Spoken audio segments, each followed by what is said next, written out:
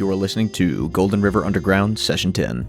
This is a Delta Green campaign adapted from Music from a Darkened Room and Artifact Zero, both by Dennis Detweiler. Check out Interlude, the story so far, if you're not caught up on the action. Or, if you think you're ready, then jump right into the session. Enjoy.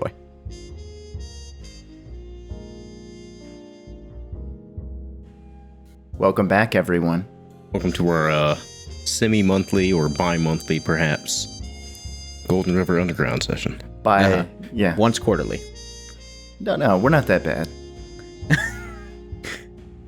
Twice quarterly. Yeah. I mean, the real tragedy is the pace that we've been moving within the podcast. It's like one in-world day per episode. Not even. Yeah. Yeah. Oh, I guess it's true. What episode is this? So this is going to be session 10, and we have made it to Sunday, which is the day we've started on, so it's slightly slower than 1 day per session. I will say, by the way, the most recent session, which did actually cover an entire day, so that was 1 day, 1 session, it is shocking how little we actually accomplished. We were world building. That's true, we were. You might remember that we had an entire table talk I know we did, this. But in terms of actual plot progression, Tim got his report finished, and then that was basically it. Mm-hmm. Here's the thing, though. You never in a Delta Green game, never in Delta Green history, have bonds been more real. Yep. Yeah, there's no doubt about that. I mean, Tim and we don't know it yet, but it's clear to everybody else that we're a budding gay couple. So, Yeah. I'm not so sure. As the DM, you'll make it so. I'll make it so. Yeah. Didn't you say once that you had a DM tell you that your character is now picking the pocket of this other player character? That has happened to me. I was told, make a something roll, make a check for that. I'm like, oh, okay. And I failed. And he was like, okay, he caught you. Do you want to attack him or You noticed that you were attacking him. Right. Yeah. And I was like, well, yeah, I guess I shouldn't have done that. Yeah, well, I mean, there's some interesting psychological stuff with that. So there's a lot of different theories when it comes to hold on. Action and its relation to emotion. Do a table talk today? That was a joke where I was obviously leading us astray when we should be on topic. Uh-huh. Speaking of being on topic, so we did post a recap 2 sessions ago. So we shouldn't do a full recap here as we discussed earlier, but go back and listen to Interlude, the story so far, to get the story so far. To catch up on the week's events. And then understands that Tim's report has been finished, and then we had the dinner party that is pretty entertaining, and you should listen to it. Well, it got mixed reviews. I don't know if it's fair to call it pretty entertaining. Did it get... I mean, listen. I think it was pretty entertaining. Listen, audience, you decide. Leave a comment. All right, now let's go. Okay, well, the one thing that I forgot to do in my prep for tonight's session was figure out what day it was, but we've already answered that question. Okay. Yeah, it's either Saturday night as we're getting home, or it's the next day. What I don't remember is the date. So the first was Sunday, so that would make today the 8th, because it's also Sunday.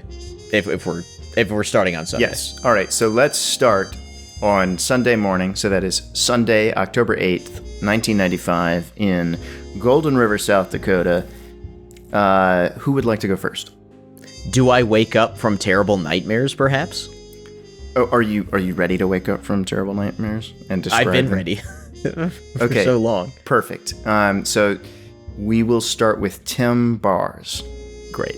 Excellent. Tim, This is nice because I have no plans on a lazy Sunday. I've got my report done. Your report isn't done. What are you talking about? I thought I got my report done. No, you bailed out early. No, that's to true. go Right, to I dinner. went to get dinner. All right, hey audience, remember the recap that I gave that said the report was done? Lies. I'm going to work. Okay, so I'm gonna keep my job. so you're biking? Yeah, I guess. And I'll get another big old pan. Well, no, I don't need the pancake because I have leftover spaghetti True, you have a Chicken pizza meatballs. box. that used to have a pancake and Right. now has chicken meatball spaghetti. Right. Yeah, so I'll bring some of that with me, and I'll head to Okay. the office. So try just to be polish this thing clear, off. you are on a bike with a pizza box full of spaghetti. One of your one hands hand. is bandaged. Yep. And you are maneuvering through the rainy streets of Golden River, South Dakota. It's a real testament to my budding athleticism. Yeah. You know, been getting better and better as the sessions have continued. You know what? Give me an athletics check because this sounds pretty challenging. Excellent. Another low stakes athletics roll. Should probably open up my character sheet. Okay, I have in athletics a 34.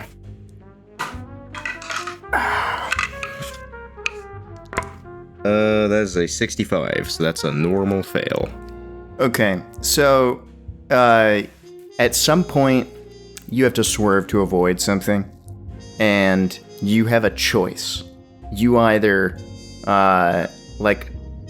fall, but you save the pizza box, or you let the pizza box go to maintain control of the bike. What do you do? You can use it to cushion your fall.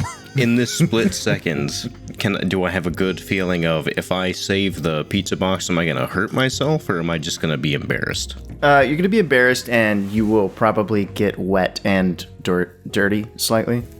Well, whatever, no one else is going to be at the office. I'm fine with that. Okay. All right, so yeah, you go down on one shoulder, but you save the box, and you get back on your bike and you keep going. Excellent. But now you have a dirty, wet, your whole side. I'm gonna be dealing with that for the rest of the day, huh? Yeah. Yeah, that sucks. I'm gonna get like, not even trench foot, just like trench skin. Yeah, but only on one side of your body. Yeah, it's Like a rapid Batman onset, villain. apparently. Yeah. Right. Yeah. Okay. So, you make it to Corvidian Tech. You chain your bike up outside. Yesterday it was pretty quiet here. It was just you and I think Maggie for part of the day. Maggie wasn't there yesterday. Maggie she was not wasn't there there. yesterday. Okay, so what do Sundays look like? Are they similarly quiet? They should be, yeah. Unless somebody is like me and they have a project that they got to be finishing up, then we work a typical 9 to 5 or 8-hour day, and And given that the way people war can crimes, people can fit the therapy in when they can. probably most people are at church, I would guess today. No, most Like of them can't confessing. enter churches anymore. Yeah. Uh, Yeah, the ones that can still enter are desperately trying to keep it that way. Okay. Enter what? The kingdom of heaven? Or. No, enter churches. Oh, I see, okay. It's like a force field that turns you away if you've worked at Corvidian long enough. Wow. They've got a do not serve list. The bouncer keeps you out. Yeah.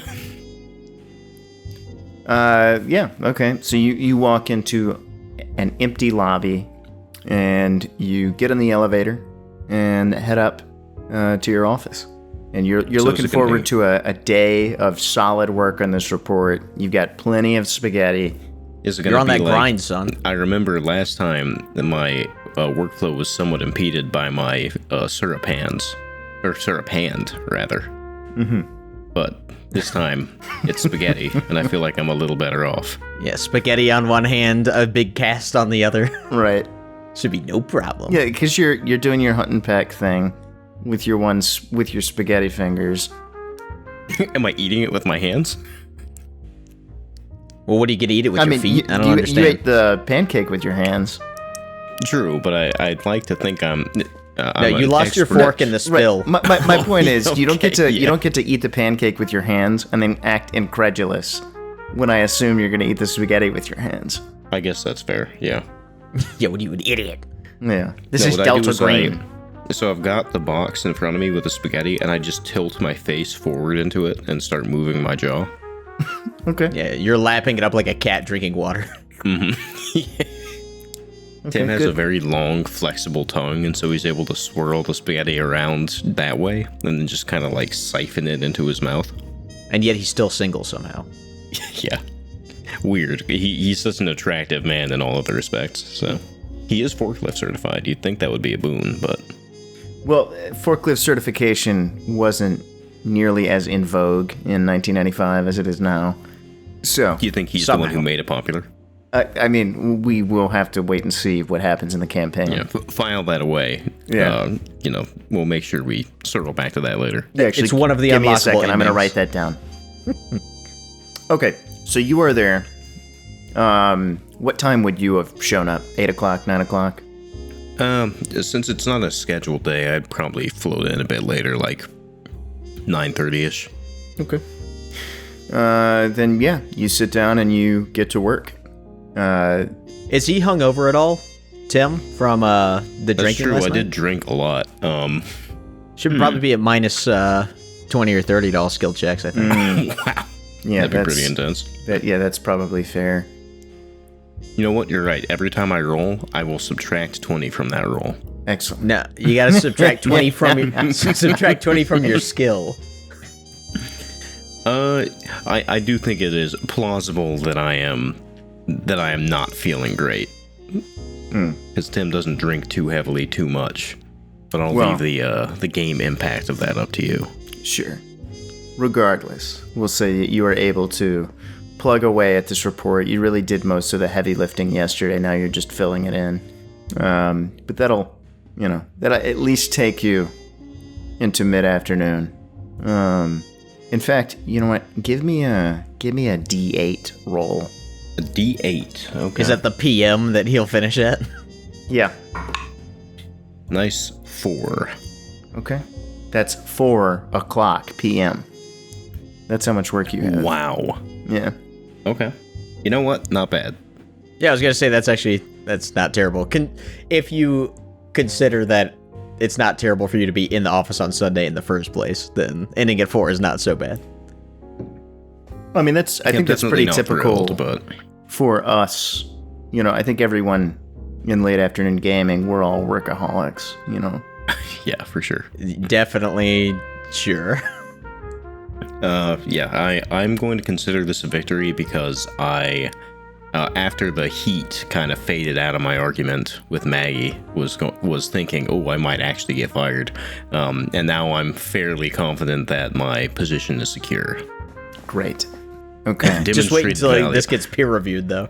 You're gonna I'm get iced. demonstrated. I'm a high value male, and a high value employee. Wow. The elusive high value male. He's been found. Yeah. And it's Tim Bars. Yeah. Unsurprisingly. I've been thinking about adding that to my email signature. High value male. Yeah, that'd be really good. Okay. So anyway, there you are, Sigma grinding at this report. And with that, we will flip over to Detective Simon Redding. How did your night go? Poorly. So after I departed from my brother's house, Damian Redding's place, I drove home. I'd had like half a glass of wine while I was there, and I felt like it went really poorly that dinner, and I'm questioning, like, why the heck did I bring Tim? Like, why did I think that was going to be a good idea? And like shaking my head, and like I don't even think to grab a drink, and I just kind of like flop into my bed. And my character tends to go to bed kind of early, but finally, as I'm like, I've sort of wound down a little bit because I didn't really do much today, right? I went to the store, I bought a new gun, I zeroed it. I went to the office and, discovered that another potential lead is miraculously impossible to follow because these guys had the wherewithal to wipe down their prints every time they left their rental vehicle. And then, this horrible dinner, like I didn't accomplish anything. And so I had a lot of time to think. And I think my character ends up having some turbulent sleep. Keeps waking up in the middle of the night, like flashing with this big dinosaur attacking him. He'll just be doing something in his dreams, like sitting on the toilet or, flying through the sky or whatever one does in a dream. And then a dinosaur will appear and eat him. And then he'll wake up and be like, oh my God, that was crazy. And then he'll fall asleep again. And then he'll be at the grocery store, with his pet giant spider or whatever, because it's a dream. And then a giant dinosaur crashes through the cereal aisle and eats his head off. And like he cannot sleep for more than like a minute every time before this nightmare occurs to him. Something like that. Wow. Give me a sanity check. Wow. Where's my sheet? Sanity. Pass. 30 on a 47. All right. Then just lose 1 sanity. Okay. I'm down to 46. What's your breaking point? 40. Okay. We'll get there this session. Okay. So he's just kind of like, man, crazy dreams. Crazy dreams. I guess this is what happens when I don't drink enough. So do you do anything, cool and cinematic when you wake up from these dreams? Like, do you like wake up and grab the gun under your pillow and point it at the door? Or... no, I think he would just like flop out of the side of his bed. No, not only does he snap up and point his gun at the door, he pops a few shots off too. That's how badass he is. No, he's not Tim Bars. He wakes up with a start and flops around a little bit. He's not a madman. Well, and so at some point around like after this has happened like 4 times, he's like, dude, this sucks. And he goes up and he drinks. Grabs a couple beers. Okay. And eats a Hot Pocket, drinks like 6 or 7 beers, and then has like a vodka NyQuil, and then goes to bed. And then he can sleep a little more soundly. Okay. He'll still wake up early because that's how circadian rhythms work. Mm-hmm. But not the best sleep, which, as we know, will end up affecting him more on Monday than it will on Sunday. Well, we don't know that in 1995. That's true. Yeah. The mysteries of sleep had not yet been solved. Mm-hmm. Whereas now in 2023, they definitely have. We hadn't all listened to 1 million episodes of the Joe Rogan Experience on sleep. I've listened to 0 of those, but... And, the Huberman Labs podcast and stuff like that. So. I don't even know what you're saying right now.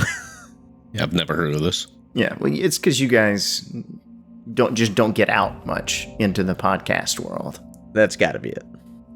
But so Simon will wake up probably, around normal time, like 5 or so. And, the last 4 hours of sleep were pretty good because he had enough to drink.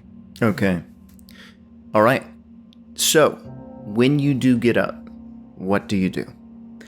Well, it's Sunday, and that means I've got a tea time. So, I'm going to...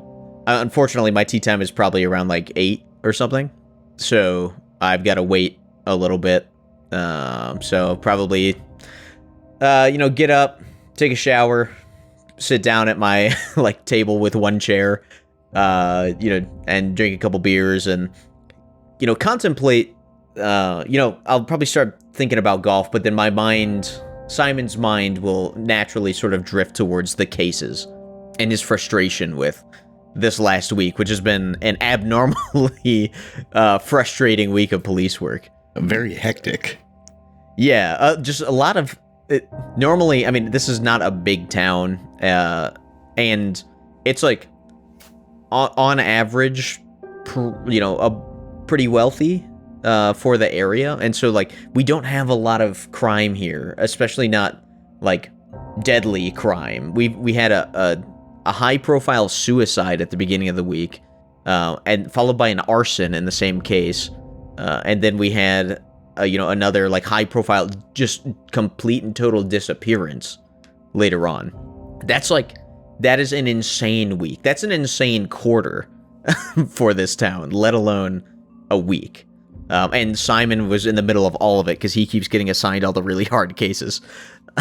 And so he's his frustration is growing, and he's trying to channel that towards thinking of a way to go about doing something about this tomorrow. Can I contact the rental dealership and try and figure something out about that, with this car? I should be able to track down who the dealership is and see how they paid for this thing. It's probably going to be in cash, but... You're going to track it down, and the dealership's burned down, and all of the employees are dead. Right, and there's not a fingerprint in the building, right? And, there's a black hole. Welcome to Delta Green. Yeah, SPB and the APB are probably going to come back completely negative. The FBI is going to have zero interest in somebody impersonating one of their agents. Like he's like kind of catastrophizing, but pretty confident that he's not just being super negative. Like, this is going to be the result. FBI's not going to care. Like, the mayor's not going to care. Like, nobody's going to care except him. And so he's just going to run into like roadblock after roadblock for everything he tries to find. And it, like, he's just like kind of spiraling down and getting like more and more angry until it comes to the time where he's, it's time to hop on the bike with the clubs and head over to the country club. Okay. How are you getting to the country club? He's going to put his clubs on his back and bike to the country club. Okay. So you get your clubs on your back. Do most of those bags have like backpack straps? Is that how that works? Or? I mean, if you have like a really old traditional one, no, but most modern ones do. I imagine in the 90s this was already a thing. Okay. Especially for people who are walking the course. If you don't have one of like the rollers that you attach it to, then having the like backpack straps are, that's a somewhat standard feature. Mine in real life does, so it's not that uncommon. All right, well, while you are on your way to the course, on the main road, you see several large trucks, including some that are carrying like heavy machinery, like earth mover type stuff, are turning in a way that looks like they're headed towards the trail, where like the parking lot that sets or that connects to the footpath that you guys have been spending so much time at recently. I want to see if I can flag one of them down and try to get them to stop. Do you have so that I can talk to the driver? Do you have any, like, you don't have like a flasher or anything on your bike or like anything that would make you look official, right? No, I would just like I would try to pull out my badge and like wave it around, but depending on the distance, there's no way they would see it, or someone would look over and like see a guy waving and honk their horn at me and then keep going. Okay, just give me a luck check. Okay, I'm gonna roll a d20. 11. Odds are in my favor. Okay, so there is a dude that is driving a semi, pulling a flatbed trailer that has like a backhoe strapped down on it. Right. And you catch him at a light and like flag him, and he rolls his window down and says, "Yeah." Hey, pal. Simon Redding. I'm with Golden River PD. Hey, just a assumption here based on what you guys are doing. I assume you guys are going up to the dig site for the mining contract or whatever. Is that right? Yeah, that's right.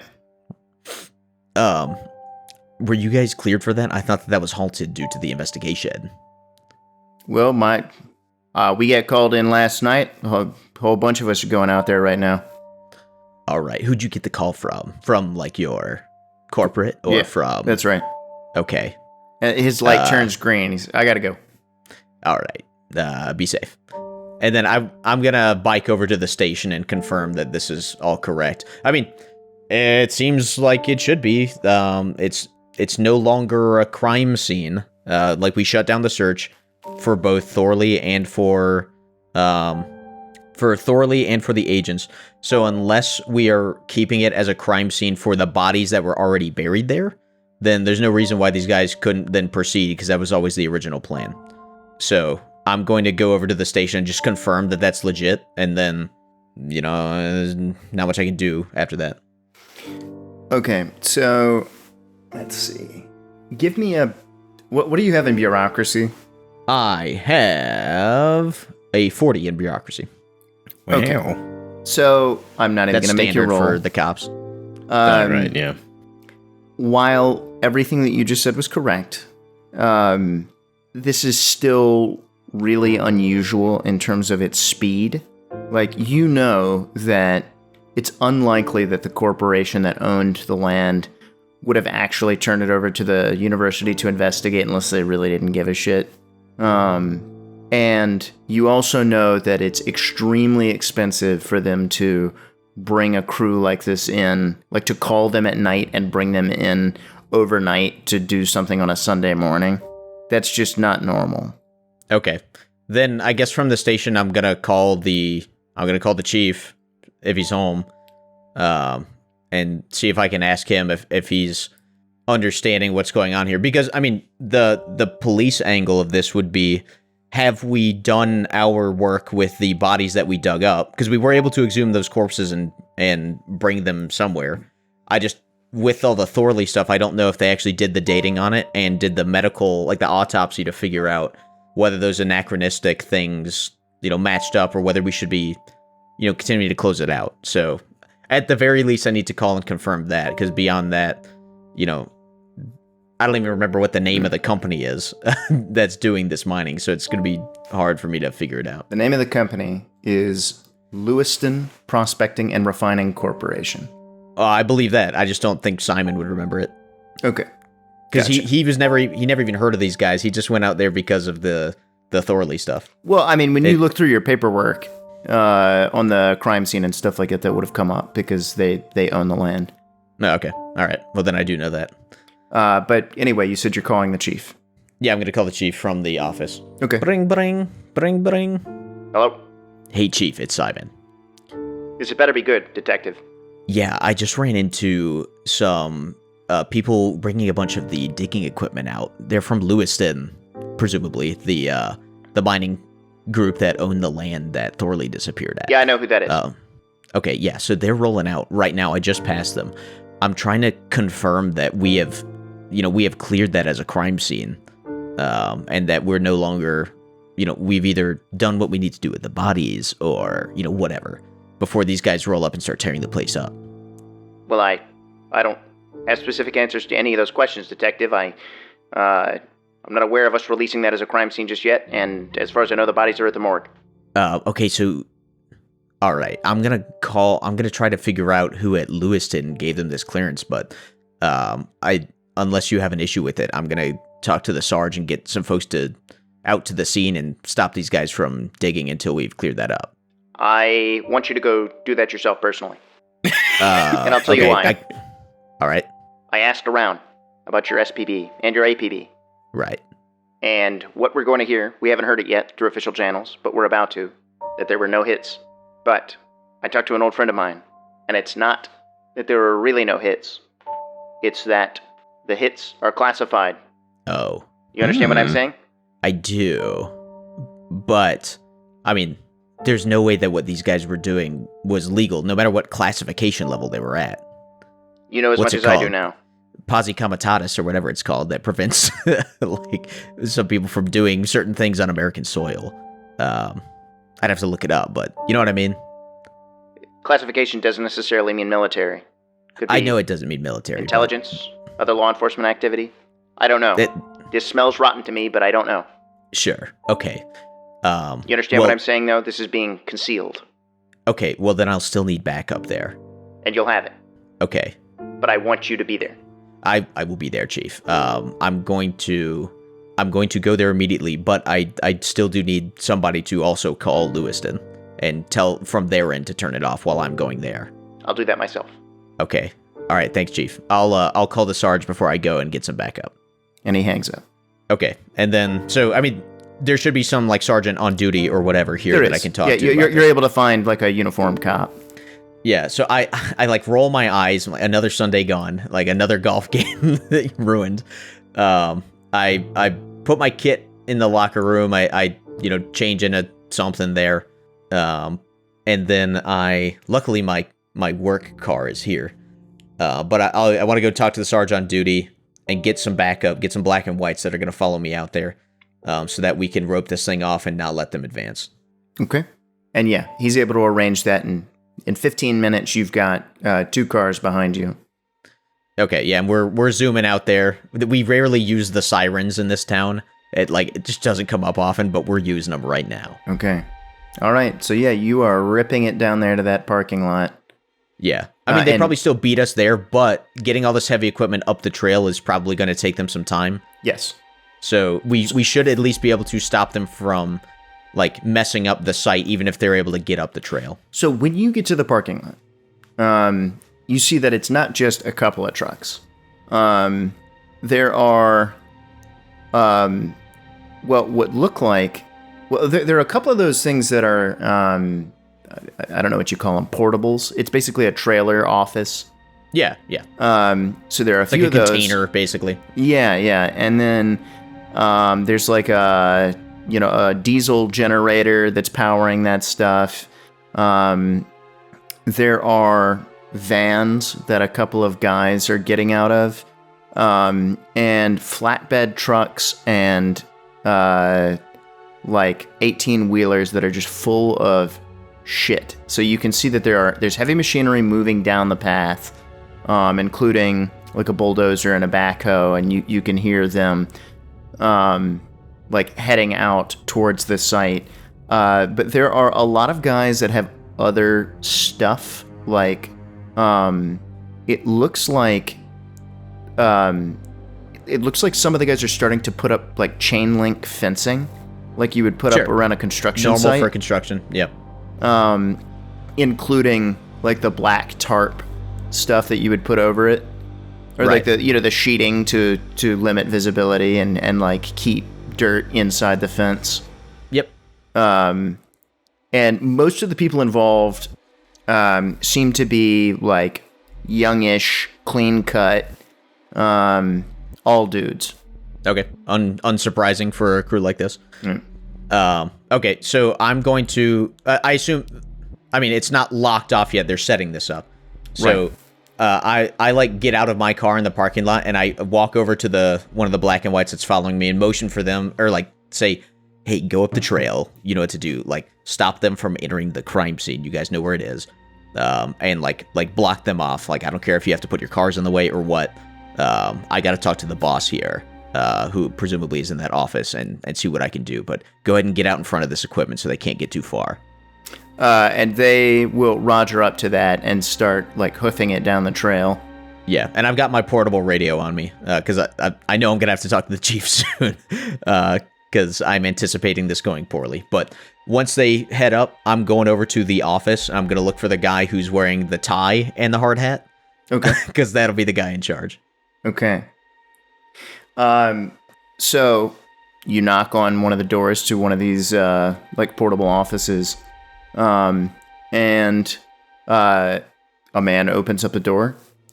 He looks like middle-aged. He's wearing coveralls, short hair, kind of looks similar to the other construction workers. Sees you.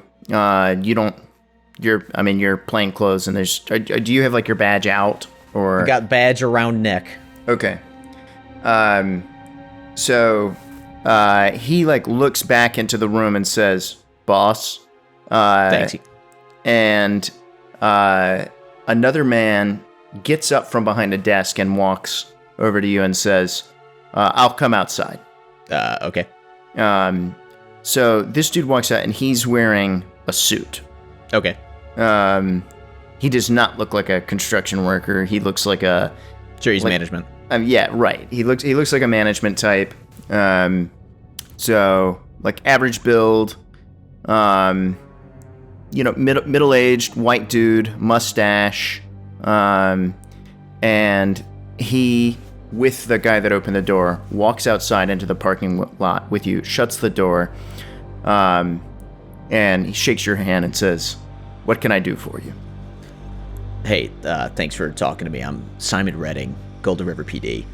I'm gonna need to see your permits for doing this dig. This is still an active crime scene, and we didn't release it back over to Lewiston yet. So I need to see who you got the authorization for, because I'm sorry to tell you, you came too early. He nods and says, "Of course, it's no problem at all." Thanks. And he looks He's at the taking that dude who well. opened the door and says, "Go ahead and get the man the paperwork he needs." And so the guy nods, goes back inside, and the dude in the suit says, "Why don't I get you a cup of coffee while we get your paperwork together, and then and then we'll be good to go." Hey, I'm good on the coffee. I do appreciate it. Sure. Well, you don't mind if I have some. Go ahead. And they have like an easy up with a table underneath it that has coffee and water and stuff like that, and he gets himself some. And a few minutes later, his like his employee comes out with a manila folder, and he hands it to you and says, that should be everything. Hey, well, and I appreciate this. Just as a heads up, I sent some of my guys up the trail to, like, block off the crime scene. So you heard it from me first, because until we get this resolved, I can't let anybody onto that specific spot. Just so you heard it from me. And the boss looks at you and says, of course, I absolutely understand. Go ahead and review that paperwork, and I'm sure it will satisfy you. Then you can radio your men, and all of you can be on your way after that. Thanks, appreciate it. Okay, and I want to actually look at the paper. Okay. So, looking at the paperwork, you're not like an expert on construction permits or anything like that, but what you're looking at is documentation indicating that Lewiston does own the land. Which we already knew. Which you already knew. Then, like, correspondence between them and, like, state law enforcement, not local. Uh-huh. And it looks like they went directly to the state, who, like, it doesn't say anything in this documentation about the reason why, but the state went ahead and terminated your crime scene and expressly gave them permission to resume work. And it's all it's dated like yesterday evening. Right, like very recently. Yeah. Okay, so I'm hopping on the radio, and I'm trying to hail the chief. Okay. Yeah, so you reach out on the radio, and now you would normally like converse with him on the radio. You would get him to call you. Yeah, but I don't have access to a phone here, so this is what we got to do. Okay. So you get a hold of him, and he says, "Chief, here, go ahead." Chief Simon. So I've got the permits here for the Lewiston guys, and state came over the top and closed our crime scene last night and gave these guys permission to roll out. Yeah, I just found out about that. I just got a call from the governor's office confirming. Chief, what's going on here? I'll meet you at the station. Okay, all right, I'll pull the boys back. Okay. And then, the boys should hear that, so I hit them over the radio. Hey, 2-2, or, whatever their code is. Mm-hmm. You can let them go. This is their scene now, so bring it on back. I'll meet you at the station. Okay, and they give you an affirmative, and you drive away. I hand them the packet. Well, I asked him, hey, is there any chance I can get a copy of this? And he looks at you and says, that's yours. Okay, I appreciate it. I go to shake his hand. He shakes it warmly and says, have a nice day, detective. Hey, you too. And then I'm getting out of here, going back to the station. Okay. The odds of these guys in particular being bad actors are very slim. Yeah, they're probably fine. Yeah, these are the construction guys, or the dig boys, or whatever. Man, right? On the trailer from the governor though. That's interesting. The side of the trailer said the dig boys. The dig boys. Yeah. You know what I mean? So waving my gun around here is going to be entirely ineffective and also, stupid. So my character wouldn't do that, but his frustration is mounting with this situation as it seems the cards continue to stack against this case, and his ability to solve it. But he also feels entirely powerless to affect the people around him because they don't, apart from those two agents who are some sort of classified level of operation. No one else here is a bad actor that I can tell. And so it's this just sucks, and it keeps getting suckier. But I'm heading back to the station. Okay. All right. So by the time you get back, you see the chief's car in his parking space. Right. Yeah. I mean, he's here. So yeah, I'm gonna hop out of my car and grab the permits and documentation or whatever. Give a nod to the boys who came out with me. Thank them, and then head in to talk to the chief. Okay. So he's sitting in his office. He's got his feet up on his desk. He's got his jacket off so you can see his double shoulder holster with his two enormous Colt Pythons sticking out. Right. He's ready for action. And again, he's got one of those. It's like a wood-paneled office, but it's the kind of office that has wrap-around, waist-high windows. Uh-huh. and he beckons you to come in, and then says, "Shut the door." I shut it, and I put the permits on his desk, which he probably has already at least heard about, but now we can look at him. Thumbs through it, and then looks at you and says, "So what do you make of all this?" Chief, honestly, I don't know. I don't know where the state's coming from this. For all I know, they're just eager to get whatever this project is. I don't even know what it is. I thought it was like a copper mining operation or something. But, I don't know. The thing that concerns me more is these two agents that we're not allowed to ask questions about. And I don't know to what degree they're involved with whatever that thing is, in this whole situation. So, I don't know what to do. We're not allowed to ask questions about these guys. I have no avenue for investigating them on my own. I don't know, Chief. What are your thoughts? I got nothing. Look, I don't know a lot right now, but what I do know is strange. I know that the governor's office is interfering in an active investigation, and I know that they're working with the FBI, and the FBI wants to interview everyone who interacted with those two guys, those two rogue agent types. Chief, I smell some sort of cover-up coming in with that. We gotta, my opinion, I can't say what we gotta do, but my opinion, I want to stand firm against this. This is not something that we can let happen in Golden River. Well, what do you propose we do? I mean, they're gonna tell us to shut up about it or something. I'd rather get something out now about it. Get what out? What do we know? I mean, what I'd rather do is have some way of getting those people's stories out who got held up at gunpoint by these agents, right before the FBI can come in here and tell them to shut up about it. There's no world in which the government can sanction what those guys did. It's completely out of whack with anything. This isn't some 007 movie, right? This is Golden River. This is the real world. Agents can't just come around pointing, whatever kind of agent they are. They can't be pointing guns at civilians. They can't be interfering with our investigations. That is not legal in any world. And our government has no ability to make that legal. This is not okay. And I personally am not going to just stand by and let them, make that okay. And the way I envision us getting ahead of that is getting that story out before the FBI can shut it up. Well, I know a couple of FBI agents are going to be here sometime today, probably this afternoon, and they're going to want to talk to you. And they're going to want to talk to your friend and any other police or university people that we had at the site. You got any friends in the media? Not anymore. All right. Well, Chief, if you don't mind, I don't want to get you in trouble for this, so I'm going to, and I wink at him, enjoy my day off, if you don't mind. He kind of cracks a smile, and he says, well, be careful, but either way, you're going to wind up talking to those agents. Understood, Chief. I'll be there in the room, but at some point, they'll find a way to kick me out or something. Understood. I'm tougher than I look, Chief. He nods and says, enjoy your day off, Detective. I'll do my best. Be safe, Chief. And I'm gonna stand up and, give him the half nod and walk out the door. Okay.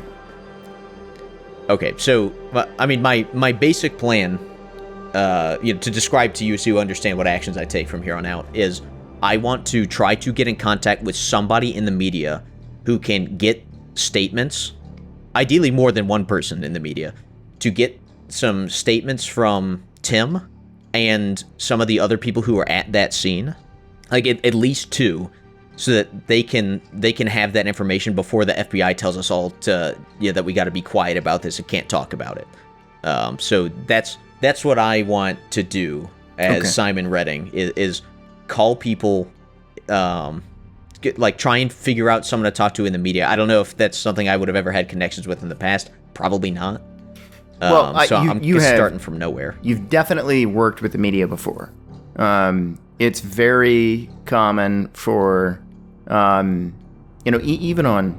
even with smaller stuff, not normally when investigations are active, but as things are moving to trial and things like that for senior members in the police department to, give statements to the press. I guess my point is I want to...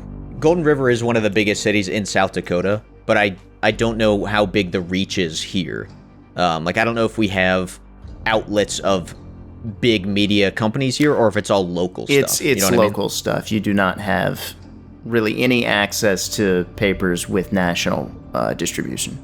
Okay, but someone at I can't remember what we called it, but the Golden River Gazette or whatever, probably knows some people somewhere else. The editor probably knows somebody at the Times or whatever. Sure. So I kind of want to race over there wherever the Gazette is headquartered. You gave it a name once and I can't remember what it is. I can't remember what it is. Or I had called it the Sentinel before, but let's call it the Gazette, whatever. So I want to jet over to the Gazette,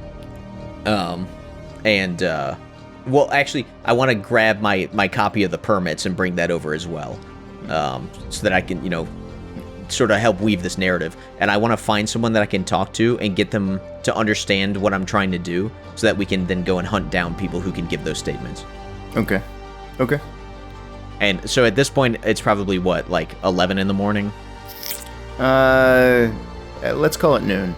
Okay. Noon on a Sunday. I'm sure it's going to be very crowded over at the Gazette. Well, I mean, they get out of paper on Sunday, and they'll have people in the office. Sure. Okay, so I'm I got sirens on again. I'm zooming over there. I can waste no time. So you head downtown. I'm not going to call it the Gazette.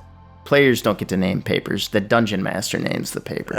Okay. I'm going to call it the Gazelle. The Gazelle. Wow. Okay. All right. Yeah, so I'm rolling up to the Gazelle. Okay. So you arrive at the office of the Golden River Gazelle.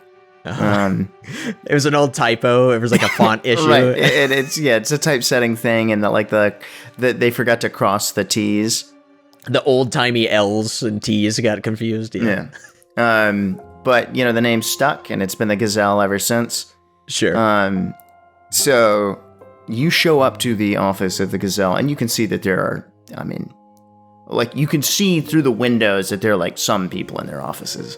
You don't know who the editor is or anything, but you're sure you can figure that out. So you walk inside, and there's a secretary type person sitting downstairs, and she sees you walk in. Are you walking in with any other officers or? No, it's just me, but I still got my badge on. All right. So it's a older woman, and she looks up at you and says, "May I help you, officer?"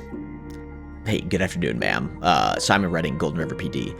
Do you have someone on the senior staff here that I can talk to? Either one of the editors or something like that. Mr. Richards is here. Is he available? What's this about? It's a story that I want. It's information that I think the editor of this fine institution would find very compelling. All right. Wait just a moment. Thank you. And she picks up a phone, and dials, and relays this. You can hear her say, "Excuse me, Mr. Richards. I'm sorry to interrupt, but there's a detective here, and he says he's got a story, and he'll only talk to you." And she listens, and I'm like, all right. And she hangs up and looks at you and says, "Mr. Richards will see you in just a moment. Would you like a cup of coffee?" No, I'm okay. And I'm tapping my foot, looking at my watch. I'm going stir crazy, trying to not waste any time. But, how about a water? I'm okay, honestly. He's trying to keep it cool, right? Exploding or anything is not going to be helpful, and he's trying to making a scene isn't going to help. But he's tense. Make a sanity check. We're gonna get the number down. Make a blood pressure check. Oh my god. So, a couple minutes go by. You're getting agitated. Yes. And her phone rings. She picks it up and says, "All right, I'll send him up." And she looks at you and says, "Mr. Richards is ready to see you now." Okay, where's his office at? Head up that stairwell to the 4th floor. His office is at the end of the hall on the left.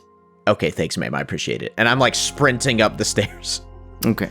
So it's an older building. It's like a little musty. And you can hear that there are like people here typing, having conversations and things like that, but it's not that busy. It's probably busier on a weekday. But you like half jog to the end of the 4th floor, and you can see a like an office door that's centered on the front says L. Richards. And my detective skills indicate to me that this is probably the Mr. Richards I'm looking for. It's certainly possible. You could, you go into detective mode. Yeah, the world goes blue. Mm-hmm. Yes. So I'm knocking on the door, or is it already open? It is closed. Okay, I'm knocking on the door. Come in. Okay, I go in.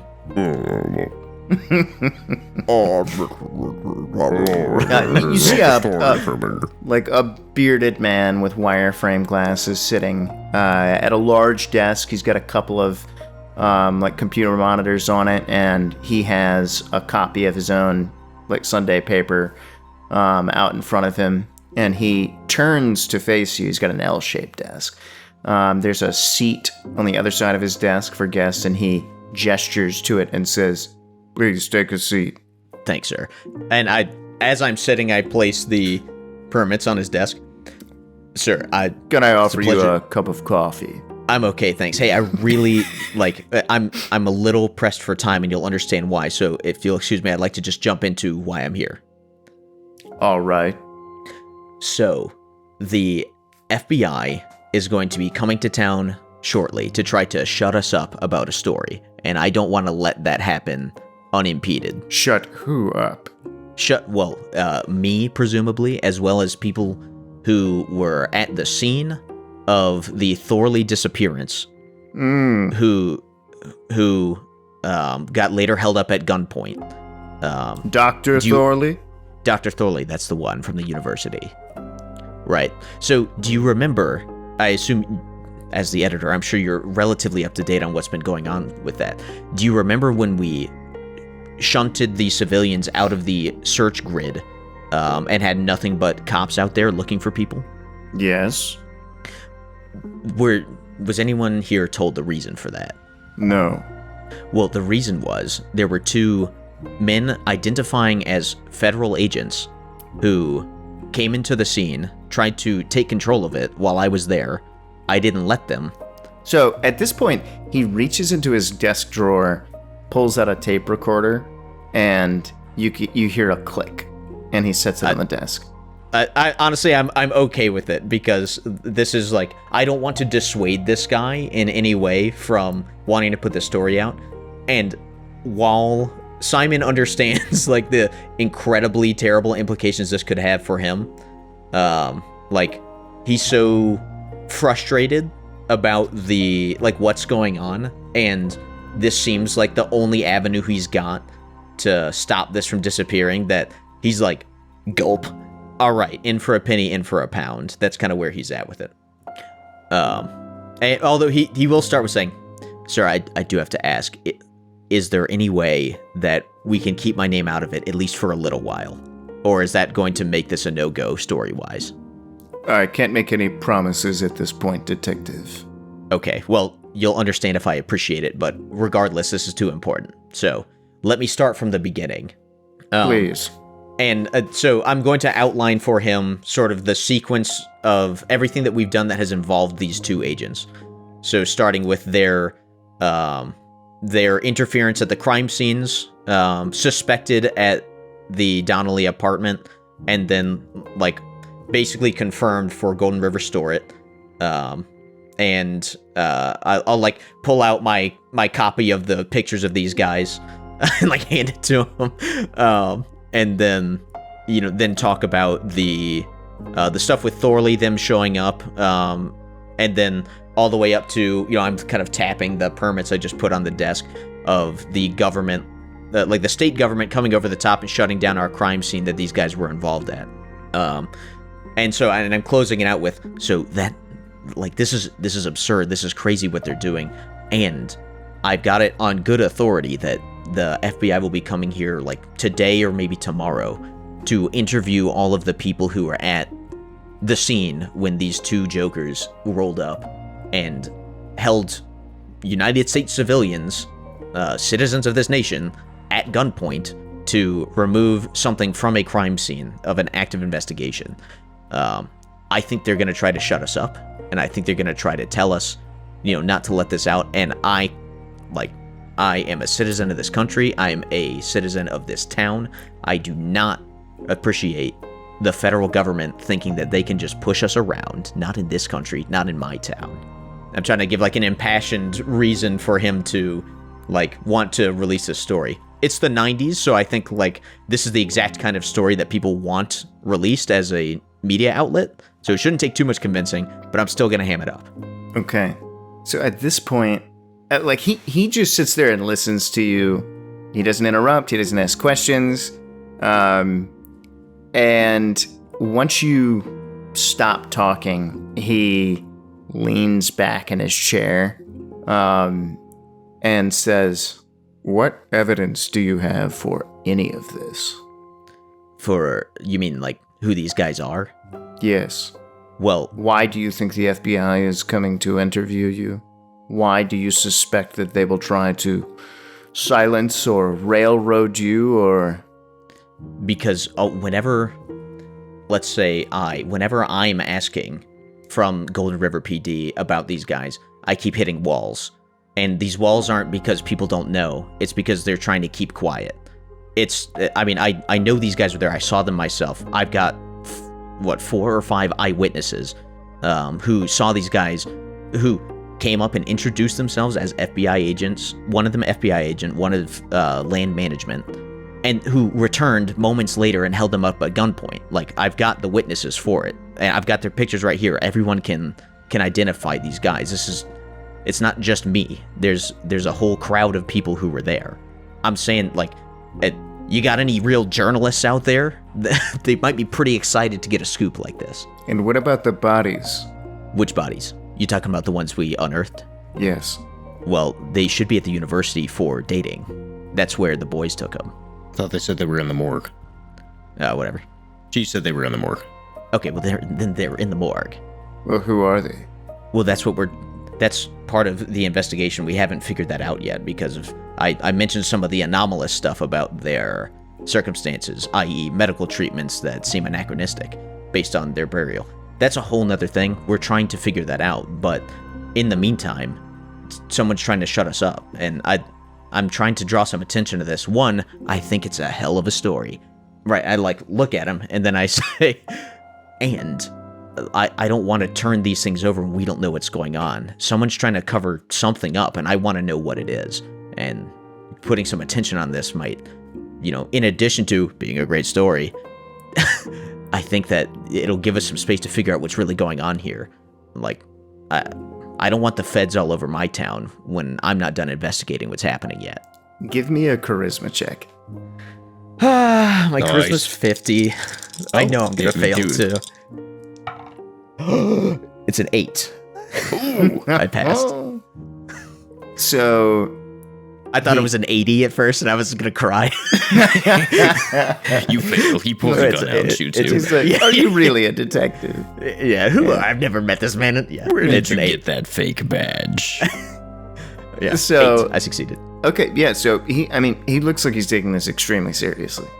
And he says, if half of what you just told me is true, you gotta go deeper. Then this is big, but I'll need a lot more evidence in order to go to print.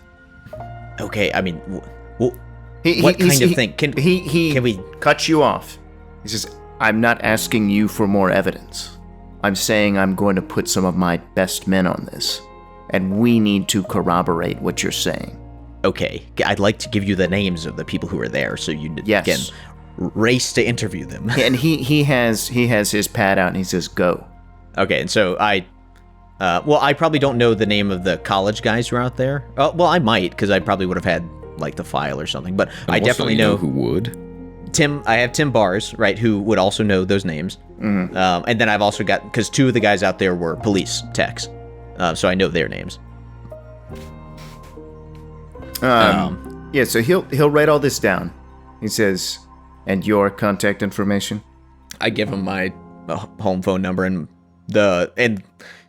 he probably has the police department's number, but If my people reach out to you later, discreetly, are you going to cooperate or are you going to clam up? if they can, I'd love for them to reach out to me right now. I'm already here. Just no, you've already told me everything you can right now. That's not This what is I'm true. talking about. I I'm will saying, not clam as up we unless begin I'm- to gather more information professionally as journalists to corroborate this story. I'm sorry, I meant no offense. Yes, unless I am at gunpoint, yes, I will be as cooperative as I can possibly be. He nods, stands up, and then says, well, then neither of us have any time to waste. Agreed. I will get on it, and if I were you, I would be getting a lawyer right now. Good idea. And I go to shake his hand. He shakes your hand. Do you mind if I make copies of all the stuff and then leave you with these and take a copy? He says, the copy room is right down the hall. Okay, great, thanks. And I like run out with the stuff so that I can make a copy and give it to him. Yeah, I'm breaking a lot of laws here, but you know what? They started it. Well, you know what? If you need a good lawyer, Tim Bars has a 0% in law. Oh, good. But Which means Corvidian if you probably hire him as has a lawyer, he can only go up. Corvidian probably has a pretty serious legal department. I mean, Yeah, but well, it's we mostly have to. international law. So We have a permanent seat at the UN, so we can have somebody just like some beleaguered assistant just justifying all the stuff that we do. and there's so much money in it that usually, by the time anything gets actually litigated, you've already moved states. So yeah, I mean, I am gonna go, I guess, try to figure out. I mean, the union should have a rep, but I don't know if I want to go through the police union for this. So yeah, I'm gonna ask around and see if I can find a good lawyer, I guess, because that is good advice. Okay. Yeah. So you you obviously interact with lawyers from time to time in a professional capacity. Usually it's a little more adversarial, but yeah. Right, but you know who the good ones are. Sure.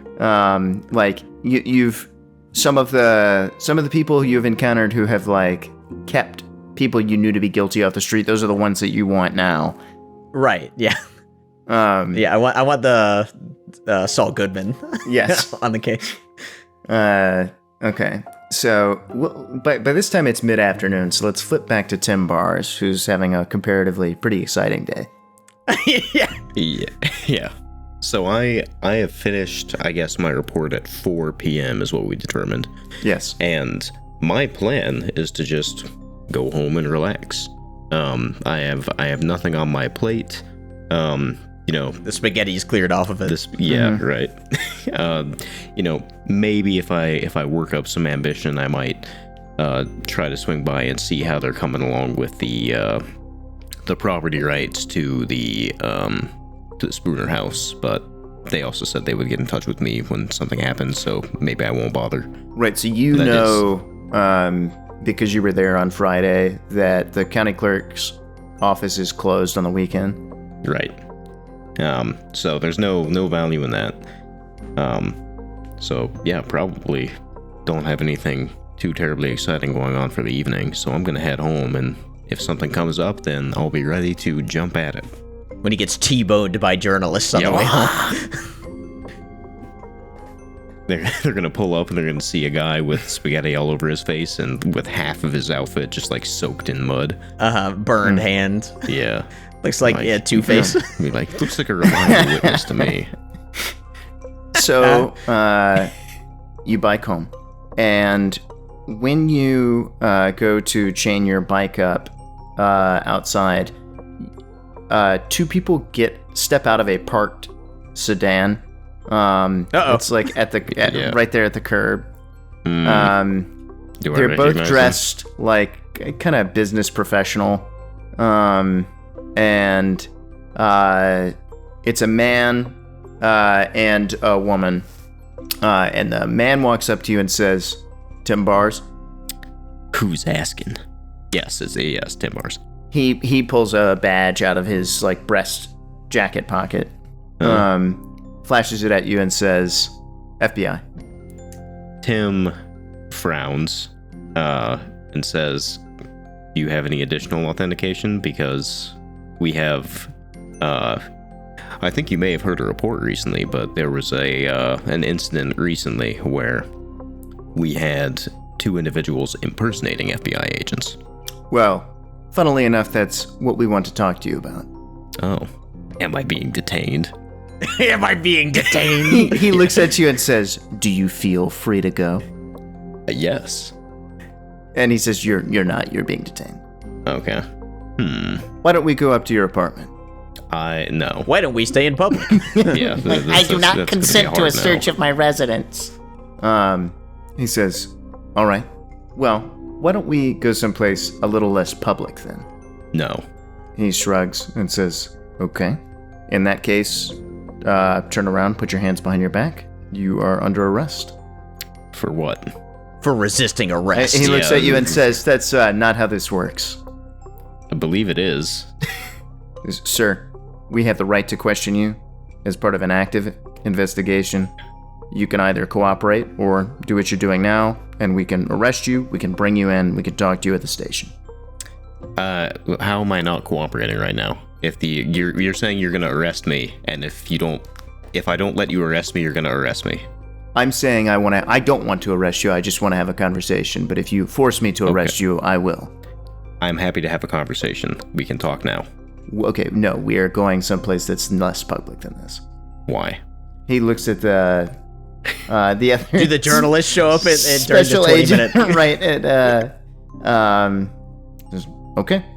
And he, so he is going to put his hands on you. Okay, I'm not gonna resist. All right. Yeah, so he handcuffs you. Okay. Then she's going to take the car keys from him and get in the front seat, and he's going to put you in the back seat of the sedan. Great. Awesome. Amazing. And And they put a bag over your head and shoot you? Yeah. That's the end of Tim Bars. so now that you're in the back seat, he says, I hope you're starting to take this seriously. I'm taking this seriously. I don't know what's happening right now. They haven't even read you your rights. I know. Well, apparently that's not how this works. So, They Mirandize you. Oh, okay. perfect. But they do the Canada version on accident. Yeah. He says, you're not suspected of anything, right? We really do just want to talk to you. I need to know everything you can tell me about the men that held you up. I'd like to call a lawyer. He shrugs and says, all right. We're going to take you to the local police station and book you formally, and you can call a lawyer. Sounds excellent. So the female special agent starts the car and drives you to the station. So it takes a few minutes to get there. Would Simon have headed back there after he was at the Gazelle office? No, I mean he's trying to do the lawyer thing first, so he would have headed to a phone book to try to figure out the number at the Golden River Gazelle office. So he's going to be like doing it from there. I mean, if they let him, probably. Okay. But if they don't, then could just step into like somebody's office who wasn't there and figure it out. Okay. Well, I mean, I'm not gonna I don't want to be an intruder here. But if it seemed like they were okay with that, if I asked somebody and they said yes, then I would be doing that. But point being, you're not at the station. No, I'm not. Okay. Unless I manage to find a lawyer in record time. Okay. So, Hopefully the chief is at the office. These 2 agents pull into the parking lot. They pull Tim out of the car and walk him in the front door of the police station, and go up to the officer that's like at the front desk, and then explain to them that they need to talk to the chief. The officer at the desk says that the chief is there and that he'll call him. and in a flash, the chief is down there. The two agents explain to him that they're here, on official business, and they basically recount their version of what happened outside of Tim Barr's apartment. And what is their version? That they insisted on talking to you someplace not on the street, that you didn't cooperate with the investigation, and that they were arresting you and charging you with obstruction of justice unless you... I like the idea that not going out of sight is obstruction of justice. Well, hey, let me clarify. I'm not a cop and you're not a First Amendment auditor. We're just playing Delta Green. I know. But this sounds like a Fed move. I mean, it seems like the kind of thing that the chief would be like, how is it obstructing justice? Well, hold on. Before we all roleplay everyone else's characters for them. They recount their version of events to the chief, and he looks at you. Does Tim say anything? Yeah. I'd say, I'm not really sure how it's obstruction of justice to want to have the conversation in public. He looks at the two agents, and they say, he said he wants to talk to a lawyer, so we want him booked, and then we can talk to him in one of your interrogation rooms, if that's all right. Tim speaks up and says, to be clear, I said that after they said they were going to arrest me for not talking to them in private. And the male special agent just kind of looks at the chief exasperated and says, look, we want to talk to this guy. He refuses to talk to us. You know what we're here for. And the chief looks at you and says, you're going to want to call that lawyer. Yeah, and once I get access to a phone. He nods and says, all right, special agent, we'll take it from here. So why don't you have a seat, and we'll get him situated and let him make his phone call, and then I'm going to talk to you, and then you can, maybe talk to him. And so he's going to get an officer over to help him. And as they're getting the paperwork put together, someone undoes your handcuffs and brings you over to a payphone and gives you some change. Okay. Do I have... I don't know if I would know the the legal department of Corvidian. Oh, and I should say, by this point, they would have, patted you down and, taken everything out of your pockets and shit like that. Your mirror's gone. Oh, no! Yeah, I'm having a nervous breakdown. And Tim's a pretty numbersy guy. I doubt he would have the legal department number of Corvidian memorized. That's not the kind of thing that he would have. Also, those lawyers would represent Corvidian. Not you. Right. Yeah. They ain't there for you. Yeah, that's true. It's like HR. So I guess I will also be grabbing a phone book, and I will be rooting around. You're looking for the accident lawyers, the one you see on TV. Yeah, somebody who's got a billboard. Yeah, I'm looking through to try to find the company that has that jingle that I heard when I was a kid, and I still remember it 30 years later. Okay. Yeah, so fortunately, those are the kinds of people who take out ads in the phone book. Mm-hmm. Were you hit by a semi recently? Were you, or was this your third DUI? Yeah. Have you been evading taxes for the last 30 years? We'll make sure the IRS treats you with the respect you deserve. Right. It's one of those. Yeah, okay. So, you get a hold of one of those numbers, and you call. Okay. And that is where we're going to end tonight's session. Ooh. Oh my god. It's getting spicy. This went from 0 to I know, right? 500. We needed to have enough content to make up for last session. You are really fixated on this idea that last session didn't have content. Plot progression. Oh my god. Well, this certainly was a lot of it. It really was. I can't wait for this to all fall apart. Yeah. More than it already has, I mean. Next session. Gru, the end. Gru. Both agents are underground. Simon's going to walk into the room, and we're all going to turn to him and say in the same voice, would you like some coffee? We're just splashing coffee in his face. No, this sounds a lot, Duncan, like a character you had described once where, like, things just started, like, his life went from being, like, you know, not so terrible, not so great, to being, like, an utter train wreck. Because, like, different people were blackmailing him with different things, or planting evidence, and I can already tell we're going in that direction. I rolled a 1 on my athletics increase, so Nice. I should be able to bust out of these cuffs whenever I want to, if they recuff me. I passed all my checks, which, like, normally, you know, there's some, like, you know, I could fail this one. If I failed any of those checks, that would have been a real problem. Well, what would have been really funny is if I failed the luck check at the beginning and just, like, shrugged and didn't look into what these guys were doing and then just, like, went and played golf instead. Well, yeah. The FBI just shows up at my place and I'm like, oh, what? They just shoot you and... boy, you know, I already hate the feds, like, in real life.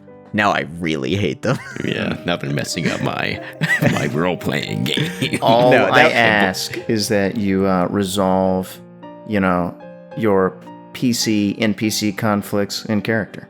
You know, don't hassle me about what the imaginary feds are doing. I'm gonna make some real life threats against the FBI now. Tim no. Tim is gonna walk into that interrogation room and say, "Officer, I was traveling." Maritime law does not apply. Yeah, you do notice that the flags in the police station have they a got gold yellow fringe. Yeah. Yeah. Ooh. No, Duggan, that was genius, and I that was really good. enjoyed it. Thank you. I was like, oh, the press are here. I was praying it was going to be the press. I knew it wouldn't be. Dang journalists. Don't know a good story when they see it. Just kidding. I know the Gazelle is on my side for now. You know, it's Golden River's fastest paper. This is true. It's most graceful as well.